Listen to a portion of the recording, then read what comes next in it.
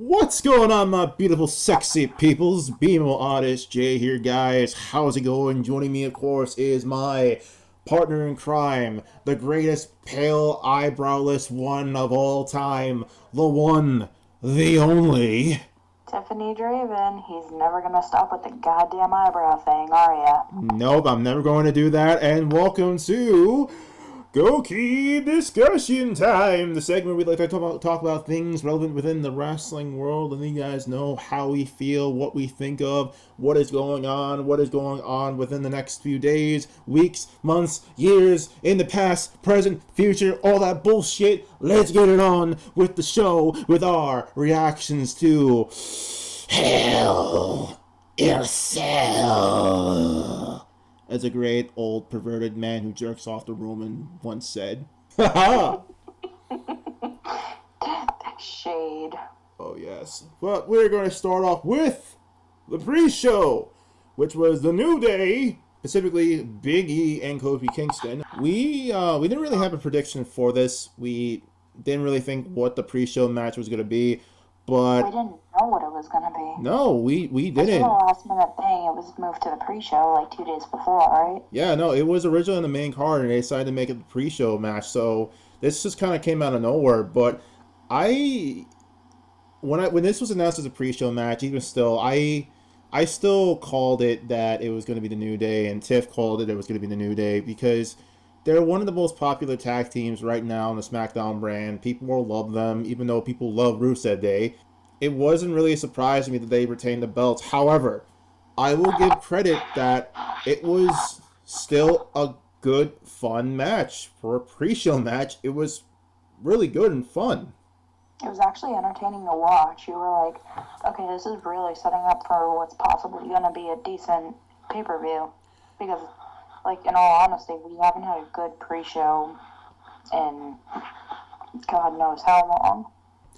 Exactly, and one of the things that I loved about this match was the fact that Aiden English actually was dominating the majority of the match, even to the point where he literally put the accolade on Kofi, and that was one of the highlights to me in that match, because there's a whole bunch of highlights from that match, but the one that stuck out, as I'm saying, is when Aiden had the accolade on Kingston. And Rusev was like, tag me in there. And then Aiden was like, no, I got this. And literally it just slapped Aiden right in the face, and it ended up costing them the match. But I think this was the match that really showed what Aiden can really do. He's talented, but he's always pushed in the spotlight, especially with this whole thing with the Rusev Day. I love Rusev Day. I think it was a great idea. But they're just making him into almost another jobber, because after this, I think we all know what's gonna happen with Rusev and Aiden English. Oh, well, we already know that because after tonight, spoiler alert, Aiden English turned on Rusev and beat the shit out of him using a mic. Yeah, so Aiden is now a heel, even though Rusev is questionable because you don't know whether he is a face or a heel, so you don't know what's going on with that. But yeah, Aiden turned on Rusev tonight on SmackDown, and yeah, so Aiden's good. Like, this match alone proved that Aiden can handle it on his own, and he's gifted. Even when he was with Simon Gotch, like, I liked him. Like, he could pull on a good match. Enough aside, that's just a pre-show. Getting on to the actual main card itself, and onto the main card, the first match is Randy Orton defeated Jeff Hardy. Part of me really doesn't want to talk about this match. Well, we're gonna have to talk about it. We have I to. know, but it hurts me. If you guys follow our Instagram page, plug, which will be in the description, you'll see why, at least I'm not looking forward to talking about this match. The reason why Tiff is having a hard time talking this match is because the same day of Hell in a Cell, Matt had announced his retirement. It completely came out of nowhere. We all knew it was going to happen. Not really out of nowhere. I feel like we kind of saw it coming, but it was like, when it happened, you were like, wait a second. No. No, what I mean, what I mean that context out of nowhere was that it happened out of nowhere upon, Hashtag out of nowhere. yeah, like on that day, the same day that Jeff was having his Hell in a Cell match, and And what has Jeff said about the Hell in a Cell matches? in the past interview Jeff had, he stated that if he was going to ever retire from being in the ring, he wanted to have at least his final match be within Hell in a Cell.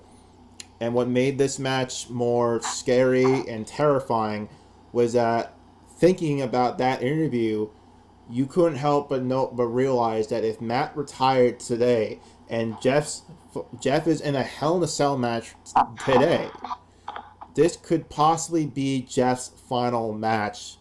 And that's the thing that made me, for me, terrified. And Tiff have an emotional breakdown. Like, because let's just be honest here, you had an emotional breakdown the entirety of this. I was crying my eyes out. As soon as he stepped in that ring, I started crying. I was so scared. I've never, besides The Undertaker, I have never felt such a connection with any wrestler besides Jeff Hardy.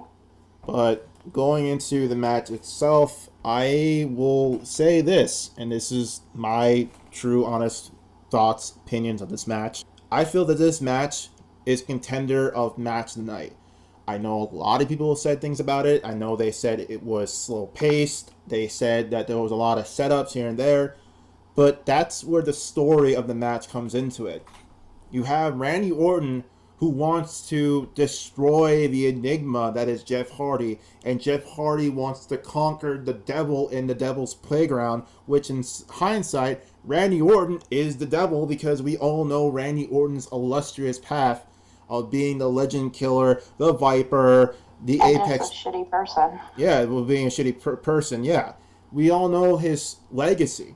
So going into it, with that in mind, it just made the match even better. It made it more exhilarating. It made it exciting. It made it scary as hell because the amount of bumps that were going on in the match. One of the things that made me so scared was the spot where Jeff had the ladder upside down outside the ring, and he was going to suplex Randy or into it, but Randy countered it, and he ended up doing a front suplex, having Jeff land right into the ladder, and the ladder just literally came and sandwiched him right there. I was like, oh my god. That was a moment where I stopped breathing. Because he stopped moving, and I was like, oh shit, oh shit, oh shit. And I think the moment that made me actually throw up, like, I'm not gonna lie to you guys, I legit actually puked, was when Randy went into the toolbox, grabbed the... No, I'm gonna close my ears because I have gauges, and, no. Continue. Okay. Randy went and... Oh, yes, this will be a warning for you guys. If you guys don't like this, I will put in the description bar when this will end, so that way you guys won't have to actually hear about it, because it was the most disturbing thing I had ever seen. Wave in front of the camera when you're done. Gotcha. So, Randy took a screwdriver and put it inside of Jeff's lobe and started twisting it and twisting it, and I had to pause I had to pause it. I ran right into a garbage can and I literally puked. I felt so disturbed, but I was excited in a weird way because the match was going good. So I figured, okay, this is just normal. This is normal. So I literally ended up closing my eyes until after it was over, and I continued on with it. Okay, we're good. All right. But after that little hellacious moment right there, the match was picking up with Jeff giving Randy chair shots after chair shots after chair shots, and then it got so intense that Orton's back was bleeding, and there was a moment that literally you saw flesh coming out of Orton's thigh, and you were like, oh my god. This wasn't a fucking wrestling match. This was a fight. This was a damn fight. It was a street fight. Just disguised as a wrestling match. But they beat the living hell out of, because I don't think in real life they even like each other. I think they have a a mutual Tolerance for each other. yeah, mutual working tolerance with one another, as Jeff and Randy had previous matches up until Jeff originally left the company, but it's probably just a work tolerance with one another, like a mutual thing. Like they just come to there to work, and that's really about it. But the biggest spot of this entire match, and I think a lot of people had the expectation that Jeff was going to do some huge, crazy thing, like he was going to do a swanton bomb off the top of the cell. And let's just be honest here, guys, that's not going to happen, because Jeff even stated that it's gotten so hard for him to do the swanton bomb that he can't do it at house shows almost every single day. It's because his body has gotten to be in that much grueling pain. But he can still pull the swanton bomb during the actual televised shows, but that's televised shows, so that's a whole different thing. If you want to go into a little bit of an argument right there. The biggest spot was when Jeff climbed the ladder. Well, originally he was going to do the move that he made famous, where he was on a ladder that was a little shorter than the tall ladder, and he was going to leapfrog over the tall ladder and onto the person. Instead, Jeff had a better idea. He ended up climbing the top ladder. He ended up scaling the ceiling of the wall. He was swinging like a pendulum, and then Orton leaped out of the way from being on top of a table, and then Jeff landed full body force onto the table, and the only thing that I went was, no! And basically he shit his pants, and I almost threw up.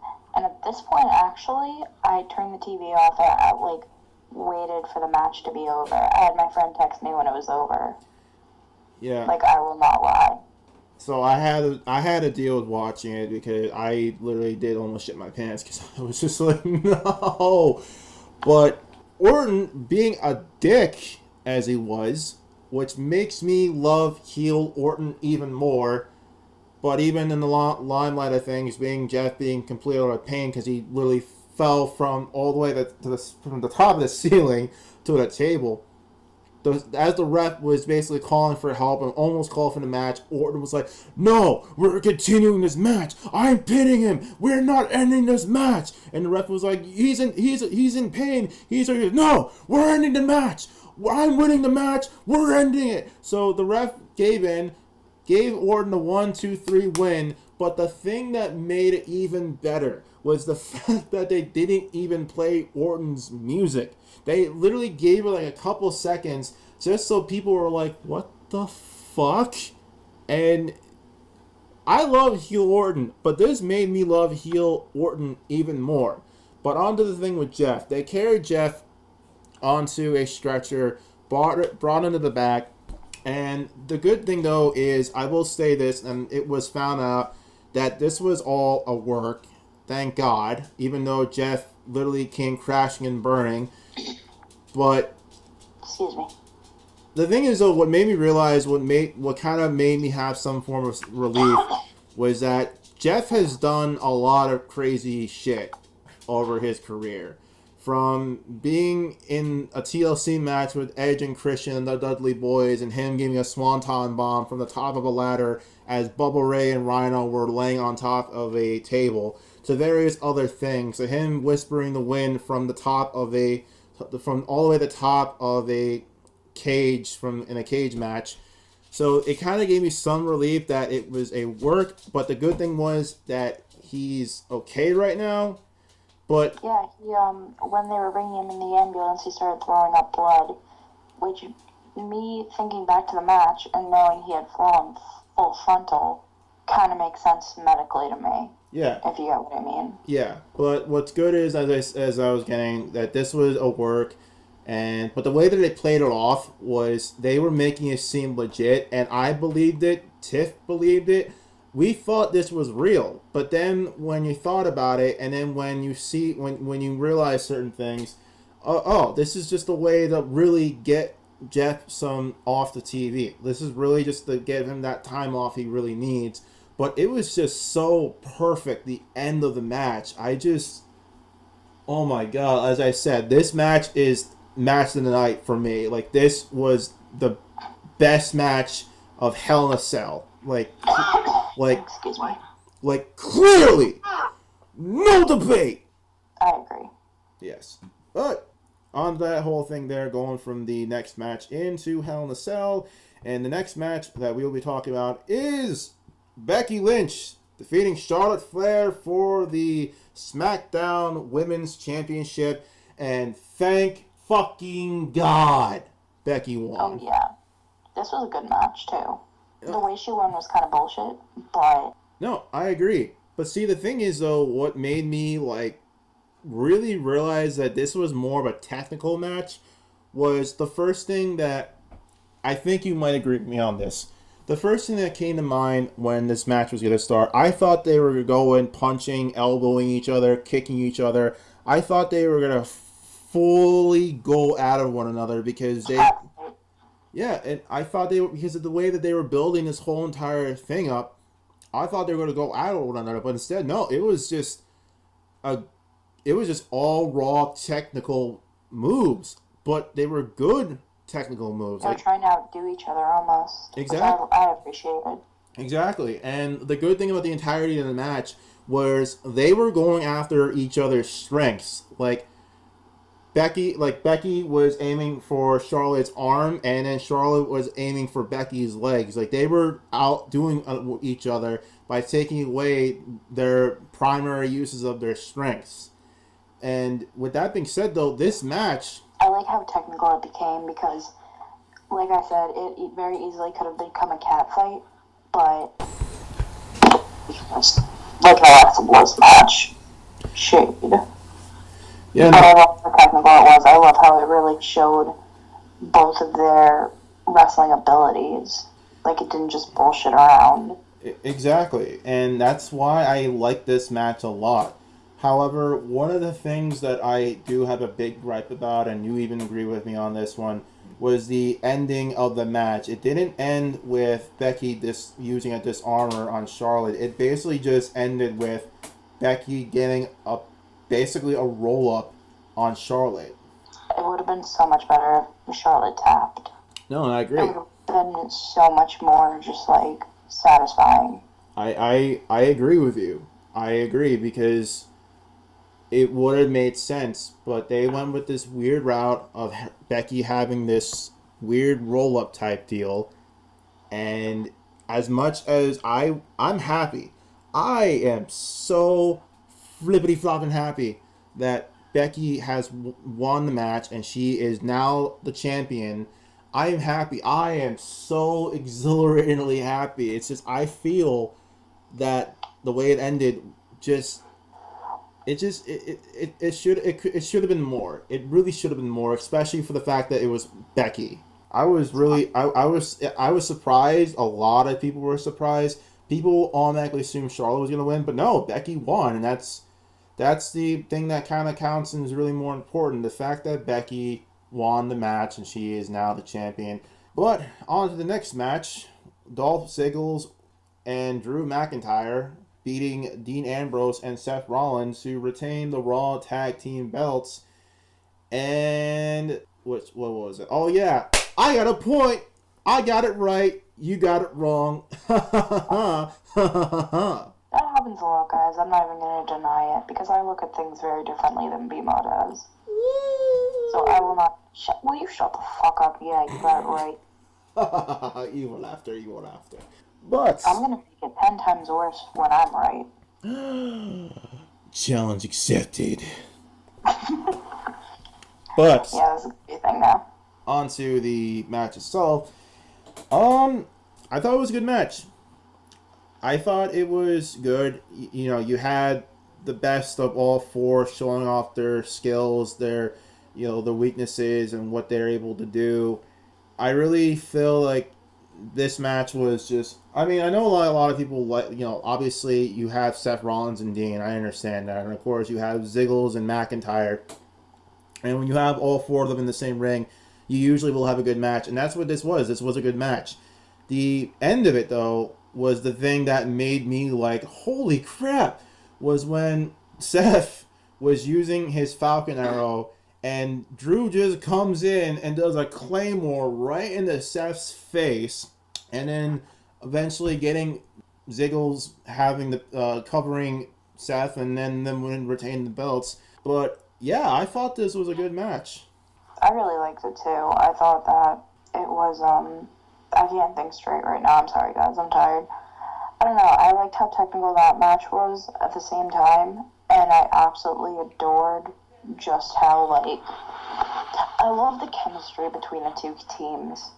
Like the anger and the animosity and everything. I just love it all. I agree. No, I wholeheartedly agree with that, and I think that's what made the match even more exciting to see was the fact that you saw how much Dean and Seth hated Drew and Ziggles, and how vice versa, how Ziggles and Drew hated Dean and Seth. And what I love the most, and I'm going to point this out with Dean, is that they completely turned Dean around. They stopped the whole quirky, funny, crazy guy that he was, and they strictly made him into a straight up badass. They took away that zany. They pulled a Becky Lynch. Basically, yeah, they took away the zany antics that Dean was known for. I mean, I'm not gonna lie though, like Dean having his crazy moments here and there was good and entertaining. I liked it. But this Dean, I like a lot more better, especially where he's holy crap buffed out. Oh my god, he's so ripped now. I love it. And before we get off this match, the biggest thing that made me love this match even more, and I laughed my ass off, was when Renee literally straight up said about Dean that Dean was like,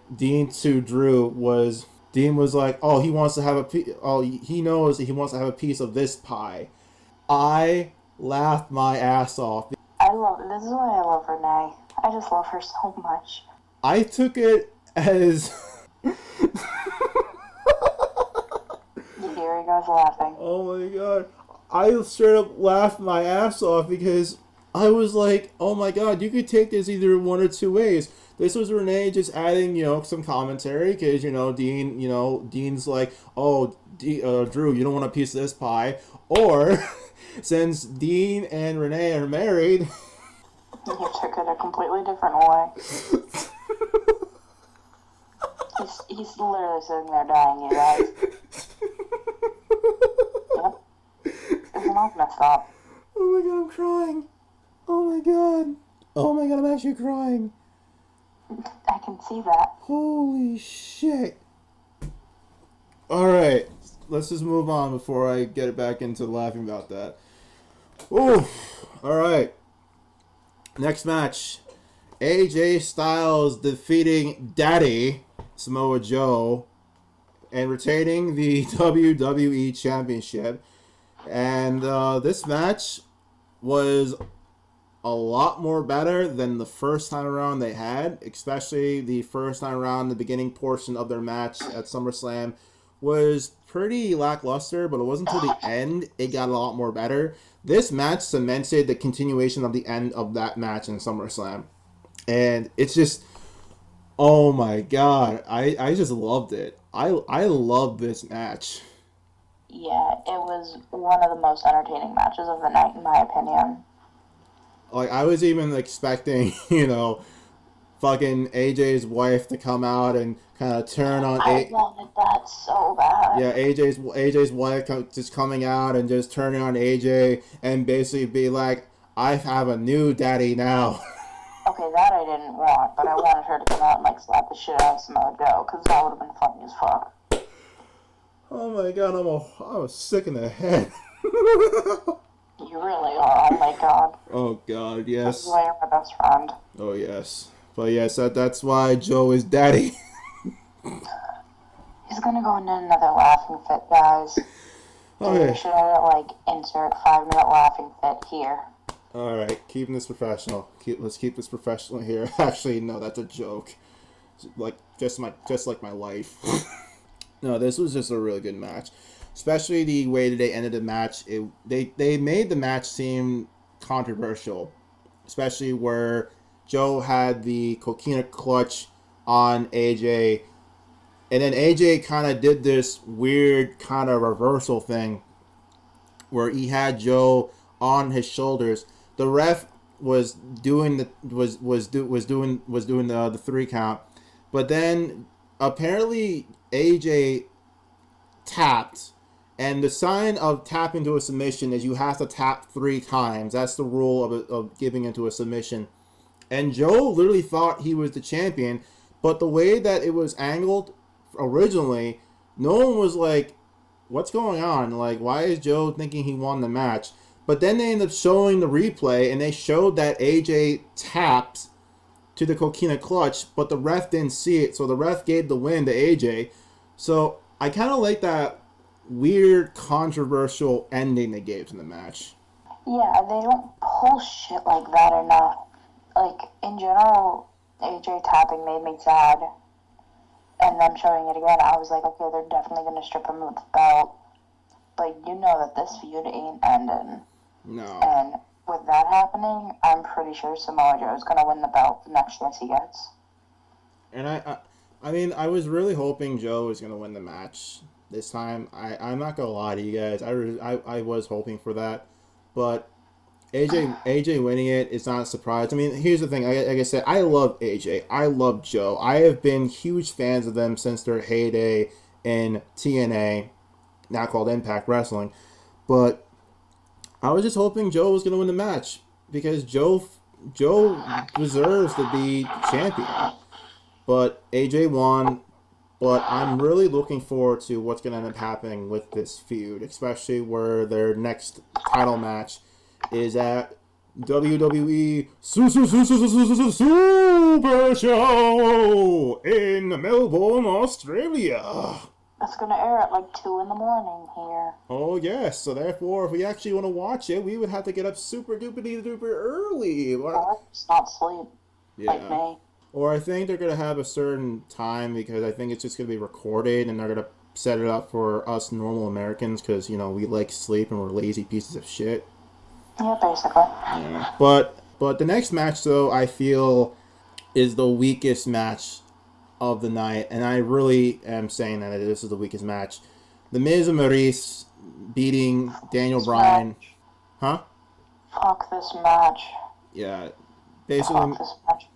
This was not a good match. This really wasn't. This honestly was. This has to be the worst match of the card.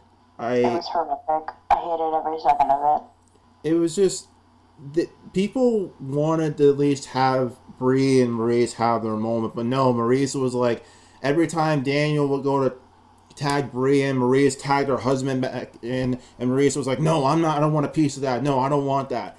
And people were really expecting Maurice and Brie to really get back into it because if you remember their match on SmackDown was bad. Like that was awful. Especially what made it more awful was the fact that it was the main event. The fucking main event to SmackDown, and it was awful. And this is making this feud into a joke because here's the thing. What's going on, my beautiful sexy peoples? Enemy BMO here, and I'm just going to let you guys know something that regular BMO forgot because he's an idiot. But, see, the only thing that makes this match a little bit frustrating, especially for Miss Lovely Tiffany and the idiot normal BMO, is that regular normal BMO forgot that during the match, Brie hit The Miz in the face, and that should have been counted as a DQ, but, the referee just let it go. But the rule was the man versus the man and the woman versus the women. But, WWE logic here. But I just wanted to let you guys know that little fun fact right there that, regular BMO forgot. So, enjoy! On Raw, Nikki Bella and Brie are currently with Ronda in a feud against the Riot Squad. And Brie is essentially having a feud with her husband against Maurice and The Miz. And I'm not going to lie to you guys, after this match, it's a joke to me. Like, I was so excited. I was excited for this feud to happen, and I know a lot of you guys are going to argue with me, so fight me! Fight me! No, I'm just joking. I know a lot of you guys have your different opinions, but when it comes down to it, though, I love Daniel. I love Brie. Tiffany loves Daniel. She also loves Brie. But this match was so god awfully bad. It was just a waste of however many minutes it was. As soon as they started coming out, I was like, I already want to turn this off. I don't care enough about this. Like, this is gonna suck no matter what they try to do. Even if Daniel and Brie won, it was gonna suck. I'm pretty sure the match was like at least like 10 minutes long. At least. But like, no pun intended, it was literally 10 minutes of hell. It was just such a waste of time. But, you know. Such a waste of time. But luckily, what they do next is it's going to be Miz and Daniel Bryan in their match at Super Show in Melbourne, Australia. Now it's going to be Miz versus Daniel for a spot to face the WWE Champion for the belt. Next up is Ronda Rousey with Natty by Nature defeated Alexa Bliss with Alicia Bleep and Mickey James. And I'm not gonna lie to you, this was a fun match. For me, being won over by Ronda and how freaking adorable she is, oh my god, it's a dad. Oh my god, I'm never gonna forget that. That made me love her even more.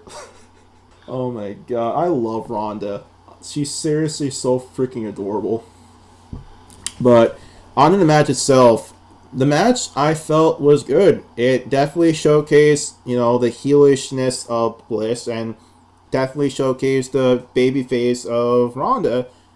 And it really showed Ronda's. It wasn't a squash match. It really showed like her abilities. Yeah, no, and from this, you definitely saw how improved Ronda was from her very first match at WrestleMania up until now. That you saw a woman who has completely transformed into somebody who, from the beginning, wasn't quite adequate with the ring, but once she got the use of it, once she got the understanding and the science behind the use of the wrestling ring, she got so much better, and I love it. Like, this is seriously like the best turnaround that you can have someone who's adapted so well into a wrestling ring. Yeah, like Ronda shows that there's always room for improvement, but she really shows that improvement takes time and it can really get you far. Because she's been working her ass off, and we can see that with every match. Exactly, and as you pointed out and said from the start of this, she has really improved her way from the match and has really shown her capabilities. And the biggest highlight of this match was definitely when Bliss was trying to choke out Ronda, and Ronda just basically gets up and basically goes into mean face mode, and literally as soon as her face goes mean, Bliss is always like, no. Literally the first thing came to my mind. It was basically like one of those moments where you told the guy that you're getting with to choke you, and he promised he was gonna choke you really good tonight, but he didn't. So you have to show him how to. Yeah, basically. Oh yes, we're getting all sorts of kinkiness tonight. Besides the point, I just was really, really happy with this match. This was just a fun match, and especially it just makes me become more of a Ronda fan even more. So I'm just really excited to see what's gonna happen with Ronda in the coming months. What they're gonna do with her. But that's gonna wrap up this episode of Gouki. Hey, yo, beam out. There's one more match. No, there isn't. This was the main event. Beam out. There's one more match. No, there isn't. No, this was the main event. Beam out. It involves the most hated guy in WWE and a giant teddy bear. Why do you hate me? And then last match was Roman Reigns versus Braun Strowman in, of course, Hell in a cell. No, you didn't say it right. It's Roman Reigns, the big dog, versus Get These Hands, Braun Strowman, in hell, in a cell. Oh, God, I'm dying. And that's why I didn't do that. Oh, it was so worth it, though. Oh. Was it, though? I mean, I'm embracing the sweet relief of death, so I'm happy. Jesus Christ.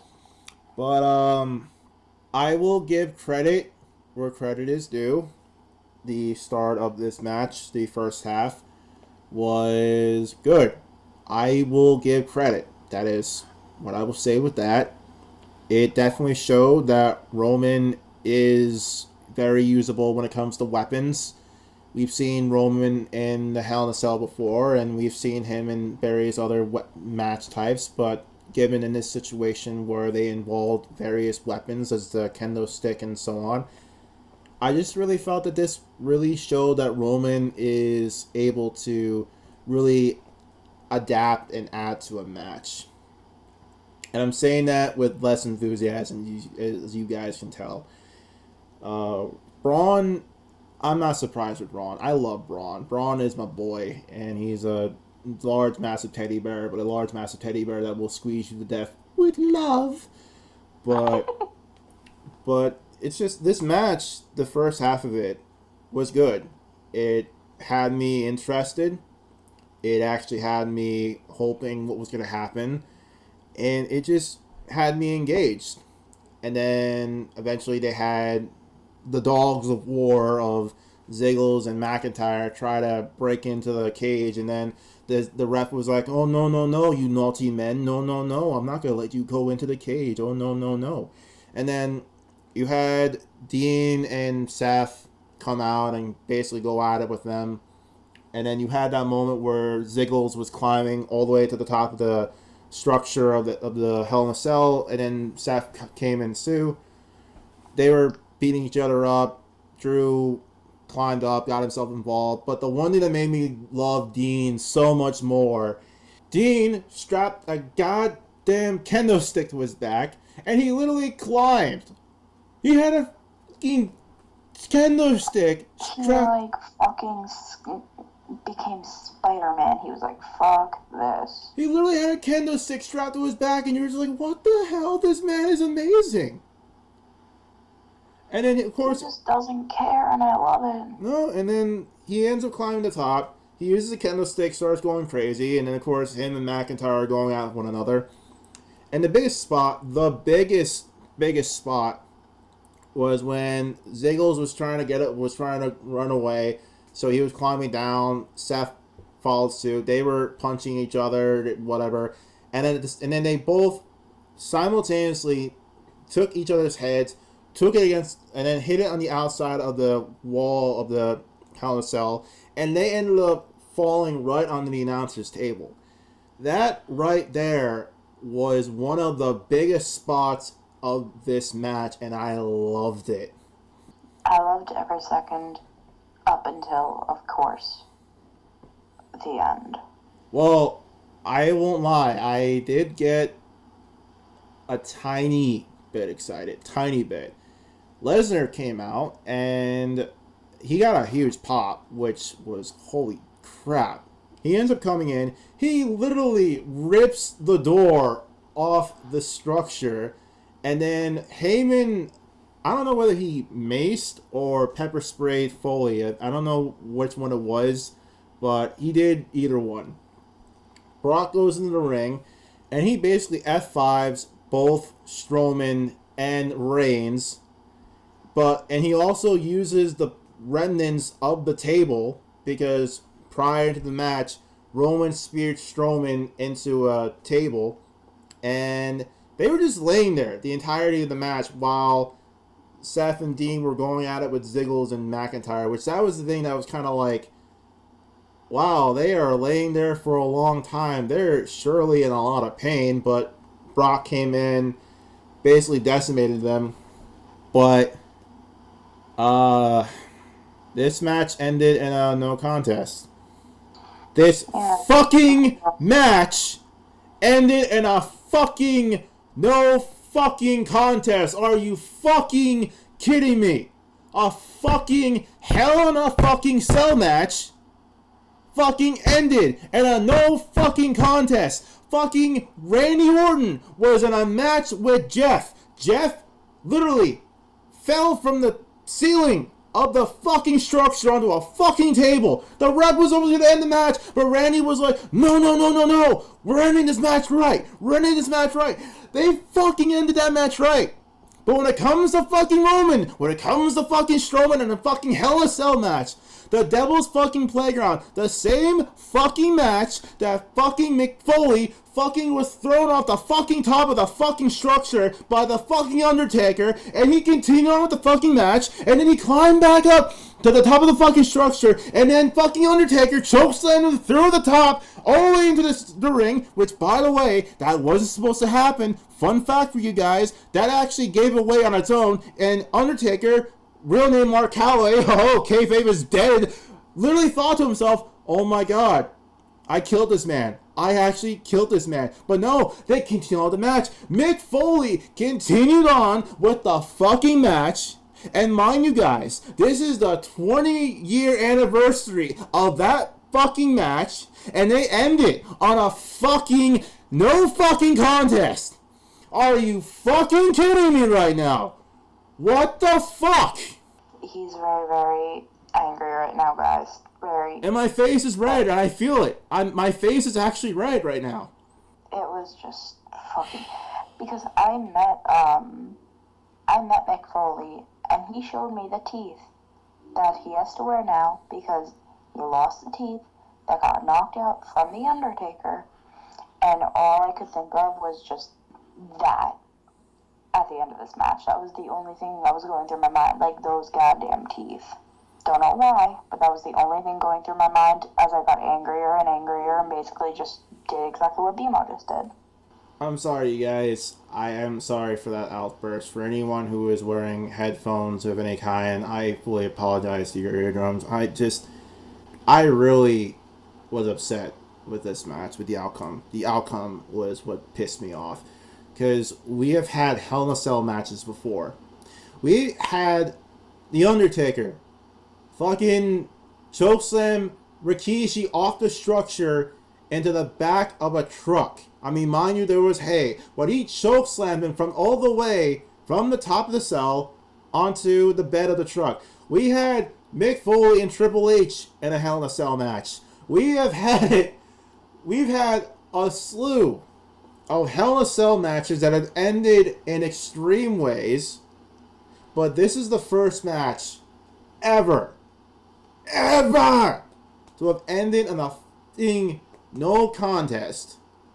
And this is disgusting, and it's just infuriating. And me talking about some more, I'm actually feeling my face even red. Holy shit. But I do apologize to you guys for that huge thing. I had a lot of high hopes for this match. I'm not gonna lie, because the start of it was good, and the way they ended it, it's just. And what makes me even more mad is they killed Strowman. I don't care what anyone says. They killed Strowman in the way where he won the Money in the Bank, and he finally had a chance at winning the belt that so many people were behind him for. And instead, they couldn't even have it where Roman won the match. They gave it to a no contest. And I think Strowman worded it exactly right. This is all stupid. It really is, though. Like, it's fucking ridiculous. Like, they could have ended that match in such a great way, but they just ruined it. And it's made history in the worst way ever. Let's just hope that the triple threat match at WWE's Crown Jewel will be a lot better than this, because in that match, it's going to be Roman versus Strowman versus Lesnar for the Universal Belt. Let's just hope that that match is a lot more better than how they ended this one. But that being said, really hope you guys enjoyed this episode of our reaction to Hell in a Cell. See, I'm not even going to do it because I'm not going to kill my voice. But hope you guys enjoyed today's episode. We will have a link to our official Instagram page down below where we post all sorts of wrestling goodies and all sorts of other goodies that we're going to be eventually doing soon. Eventually, Tiffany is going to be showing you some of her nifty tricks, what she can do, and I'm going to show you guys some other stuff that I like to do in my spare time. And eventually kind of make this channel more broader, because even though we have a shared love of wrestling, me and Tiffany definitely want to show you guys what other things we can bring to the plate. Because we're both some talented motherfuckers with really weird shit. Pretty, Sorry, everyone, I have to sit up. I've been in the most awkward position talking to my laptop. pretty fucking much. But I hope you guys enjoyed this episode. My name is BMO Artist J. And my name is Tiffany Lynn Draven. And as one... There's the baby of the middle name. Oh yes, you had to go hardcore. Not hardcore unless you live hardcore. But with that being said, my beautiful sexy peoples, always remember, as strongly as we may, have a nice day.